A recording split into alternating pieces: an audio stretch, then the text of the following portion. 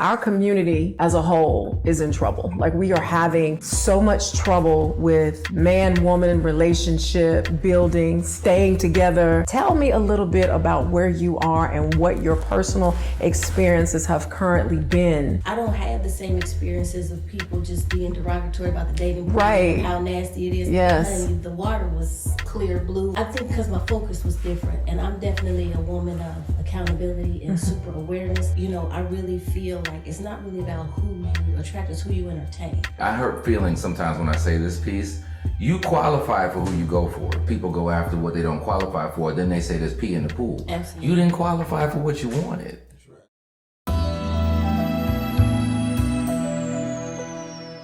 From my clients to male friends to colleagues, men are struggling greatly with finding women that even really want to have true dialogue and connection, which blows my mind because women have been screaming forever, connection, connection, intimacy, intimacy. Now we have a lot of men who are more emotionally available, more emotionally intelligent and ready to have those conversations. And women are realizing, my stuff ain't together, or, you know, or this doesn't look like what it needs to look like. I'm gonna go. Okay, can I keep this in 30 seconds? There's a qualification for it. If you want an emotionally intelligent man, again, there's a qualification that comes inside of that. Because guess what? Step one, you gonna get some feedback. 100%. You might not be you if you didn't date an emotionally intelligent. You're not okay. He just going with the flow. You cute on his arm. Just rock. Just be cute and just show up. Yeah. There's no qualification there. You just naturally God gave you this beauty, so this is what you just gonna do, right? You start messing with an emotionally intelligent man, he got questions. Yes. He's got feedback. Yes. He's not gonna like something. And he has boundaries. He has boundaries, yes. right? And he has expectations. And so maybe thus far you've led with your titles or your beauty or whatever. And so now you got to have what I would call emotional intimacy. Yes. Now you have to have intellectual intimacy. Now you have to ask about their day. And he's going to be looking for that as well. So we're trained. I'm trained to ask about Tyonna's day. I got, I'm kind of trained, but to come back on the other side, folks be like, well, why you got to be so sensitive? Why you got to? I am sensitive. Let's just go on and I own it. And I own it. And I'm okay with it. Yeah. Wow. It was looked down upon before that I have an emotion. I mean, even the Bible says be angry, but sin not. You're going to have an emotion. It's what I do with it after that of where I have an intelligence that exists in there. I'm going to be sad. Oh my goodness, I'm a man. I'm going to want to cry. And hold all my manhood with it. I love that. And so we weren't taught that by our amazing baby boomers. We were more taught to act tough and all this and that. And I think that we've begun to grow. We've begun to grow out of that. Yeah. I can cry on Keith's shoulder and still go play ball tomorrow and still keep my man card. Yeah. Oh no, man. You know what I'm saying? No, I was playing that, but if I may say something, something you said earlier when we talked about community, right? And I think we've seen a destruction in our community as people of color.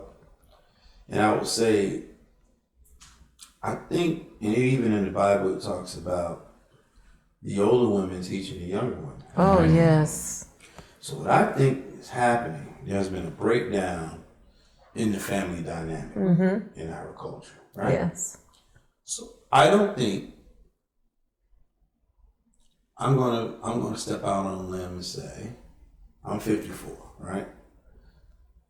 I would step out on a limb and say, like, our parents, like your mom and my mom, they had mothers, aunts, the older women would talk to them about what you talked about, how to keep your marriage intact, how to deal with certain things that you may encounter in a marriage, what to do when you encounter these things, pitfalls, mistakes.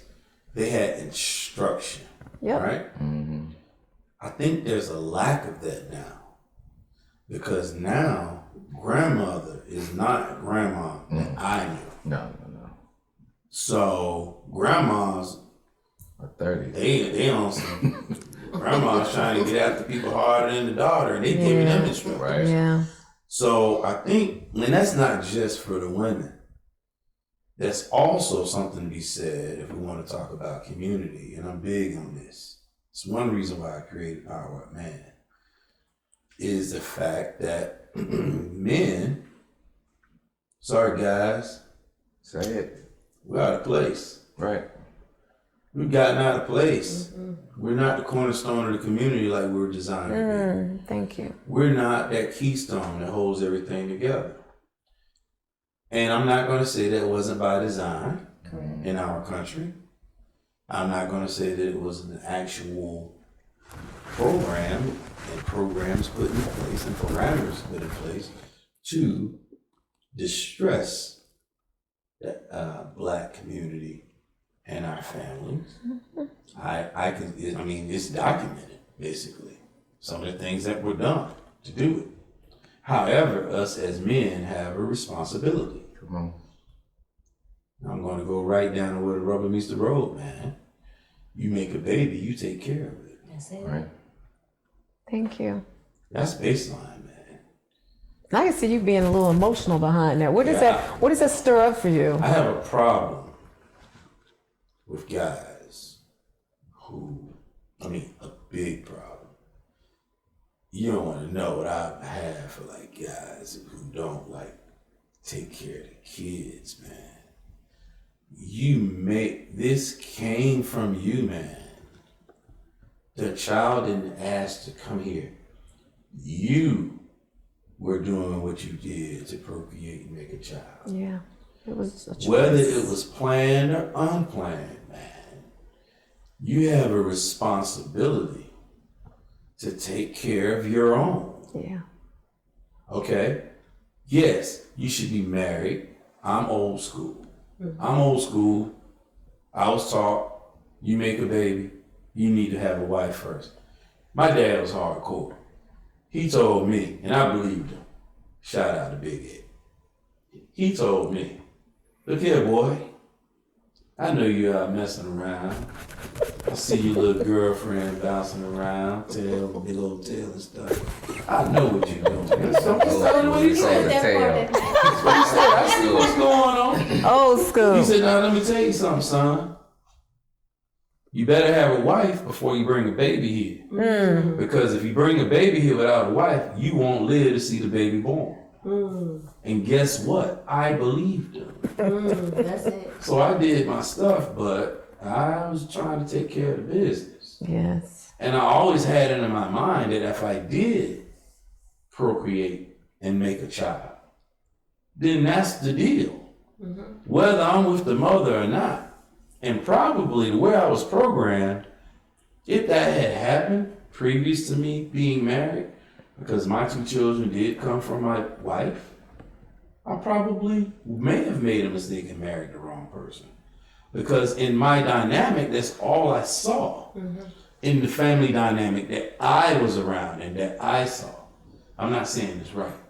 But all I'm saying in all of that is, Tori, to answer your question, I'm very emotional about men who don't take care of their own. Yeah. Hey man, that's a big problem. This is what has made women be what they are now. So we complain about them being strong-minded and not taking directives from us and not knowing what they, what we want them to do or being strong-minded or whatever. But they almost had no choice in a lot of cases. Yeah. Because guys didn't step up to the plate, so we put them in a bad spot. Yeah. If they didn't go hard, work 2 jobs, do what they needed to do, then your children wouldn't have eaten. Yeah. So yeah, I'm big on the family dynamic, man. And I'm an alpha guy. But I'm gonna tell you, man, I to me, a dude who doesn't take care of his kids, man, like you taking up oxygen, man. Like y'all need to be taken out to a field somewhere, man, and handled. I'm sorry, you know, if you're looking at this and you have a problem with it, come see me. No, I think, I love the fact. What he said. I love the fact that you and Elam both speak from a biblical perspective, because biblically speaking, there's order. That's right. And the main issue in our community is we are in mayhem. We don't have order anymore. Yes. The thing that really breaks my heart, you know, working with couples and clients and whatnot, is, you know, growing up in Atlanta and seeing, Keith and I are both from Atlanta, both sides of our, we rooted and booted here. To see the transition or the transgression or the fall of Black, what I call utopia, Black Camelot. When we grew up here in Atlanta, 86% of all homes had a mother and a father in the house, okay?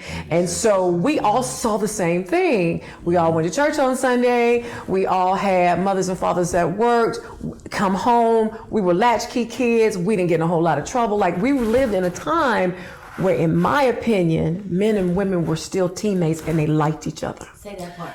We don't like each other anymore. Like, we've always loved and lusted after each other. But that desire to like and revere your mate, that's why when I look at social media, it breaks my heart, because we've gotten so disconnected as a community and as a people and as just merely men and women, that now we're at this place where we're always looking, as they say, for the perfect beat. We're looking for what's wrong. We're focusing on what's wrong. We stand on what's wrong instead of saying, you know what? Let me try to get to know this person in real time and figure out some things about me while I'm figuring this person out too. That don't happen anymore. Now all we look at is they're not driving the right car. Oh, she had a BBL, but she didn't need no BBL. Oh, he needs to go get his clothes, tailored, or he needs to be buying from this store, or we need a vacation on this level. There is nothing about let's grow together and become better people, better evolutions of ourselves. We don't see that no more. When my grandparents got married, they didn't have nothing, but they had each other, and they made their mind up that they were going to come together and grow, build themselves, build a family. My parents, same thing. Now, my parents didn't stay married, but one thing I can say, my mother knew her place, my father knew his place, and their place was to support each other. That's it. I don't see that no more. What do you want to say?